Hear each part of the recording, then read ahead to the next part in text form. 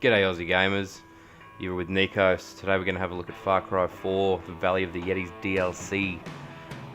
Get started, probably tell you I love the Far Cry series, love it, it's fantastic, respect it for everything it is. Didn't really get drawn in by Far Cry 4 all that much as I expected to at least, and it didn't really make me feel like I needed to play it. But Valley of the Yetis has really changed that for me. So let's have a listen to the first dialogue of the game and get into it. Cheers. One of Bargain Min's men told us about an expedition Yuma sent into the valley. He said these men were sent to find something very powerful. Something he just called the relic. I don't know anything else. Just that we came up here to see if we could find this relic as well. Wait, what is that? What are you holding? Is that a radio? Alright, so you've crashed in the beginning. Wake up, no one's around. Listen to the radio, figure out that your pilot has been captured by somebody, something, somewhere, and we go find him. Now, there's a pretty cool little element just been added there. With this snow leopard, you can use the environment to your advantage and drop the ice or the snow down to kill them. Let's have a little fight here. These little weird dudes. Check their faces out. They've got strange masks. Well, there must be some sort of praying, worshipping fellows in a little temple here, or cultists, if you will, which is nothing unusual for Far Cry. Kind of sticks with the theme. Don't mind me. Just gonna do some circles here. Bit of fun. Just run around here. Oh, there we go. Fellow with a bow. I'll have that bow. Cheers, mate. And we'll have a look now. This is just after that first bit we just saw. A bit of a mission, if you will, to start off this real serious fighting. We've come to this radio tower here. Try and see if we can't get a message out or a message in. And in true Far Cry style, it's overrun by hard enough enemies. Tough enough in the sense that they do take a bit to bring down unless you drop a stealth kill on them, but we've gone ahead and alerted the whole mob. So we're going to use our very minimal arsenal that we started off with. Pistol, machete, to try and bring them down.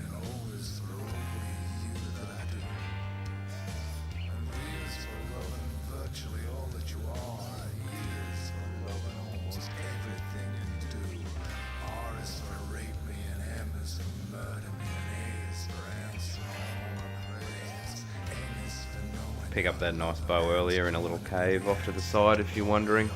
For anyone starting, do a bit of adventuring, you'll come across a few things. Pieces of journals for a bit of story. Half decent bow, better than the initial bow anyway. Let's get this dude off here. Just can't finish it. The bow will do it. Thank you.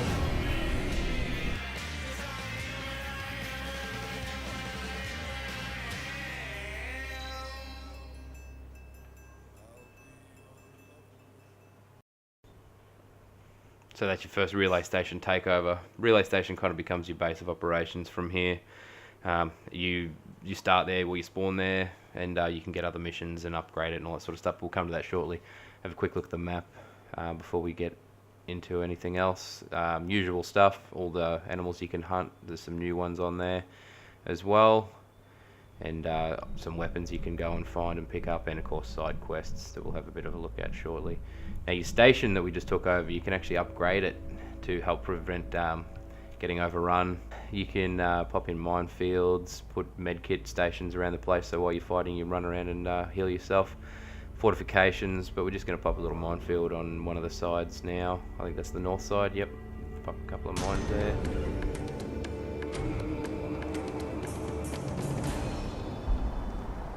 So that's done. And just for spank factor, I'm going to show you this sweet little headshot I pulled on an eagle just the other day. There he goes. Go and grab him. Time for some Yetis. Now they're not all cute and cuddly like this fellow. Good old Harry here, but just watch this one.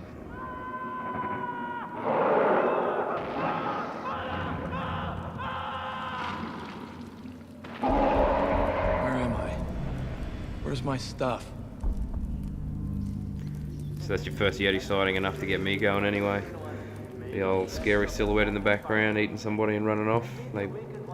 Once you find your pilot, they knock you out and pop you in this little cave here, which is quite interesting. No gear, no nothing, everything's taken off you. So you run around of adventure and run into nice little moments like this. Possible poo panties moments.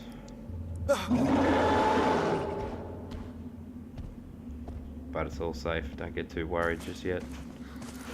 As we adventure on, come down into the lower level of the cave where naturally a Yeti will be dwelling, and quite often I do stupid things like this. See the Yeti go, oh yeah, cool. Can't climb that rope, why not try and get some treasure? Yep, regret that instantly. Nice one. So we end up getting out of here, climbing a bit of a rope and having a look back and realising Yetis are a bit dumber than we expected. Just doing circles.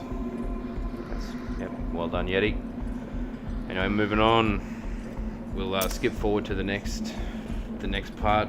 It's the story brings you here, which is good. The story takes you through most of the Yeti encounters, which is handy. But we'll do a bit of a sweet wingsuit zip over here.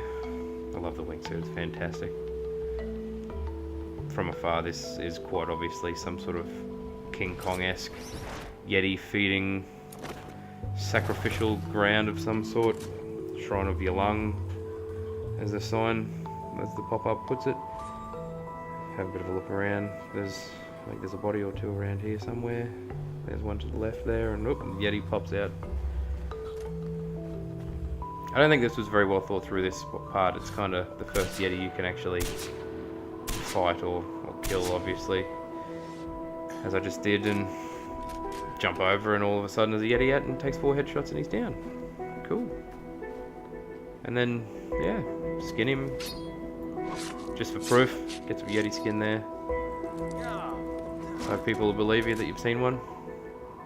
And if we just have a look back, go over again, he turns into orange sherbet, which is nice. Just to kill that sugar craving from all the Yeti battling you've been having lately. This is jumping forward. This is actually in a side quest you'll get to, which is turning off some generators for your radio stations to keep everything interesting. There's actually a fair few side quests, which is quite nice. I think there's maybe about 10 or 12 in total, and every one of them gets you an upgrade for your radio tower station, which is really, really handy. Especially you'll have not only people trying to get in at the daytime, but you'll have nighttime missions as well where they'll try and invade you. Let's try and snipe this one just like the first one, hey? Turns out he's not quite as susceptible to headshots as the last one.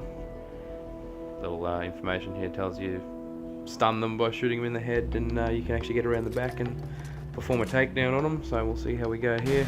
A couple of grenades will help. Don't worry about that charge there. Just only a little bit of wee came out when that happened. Jump on top. Takedown. So he goes down.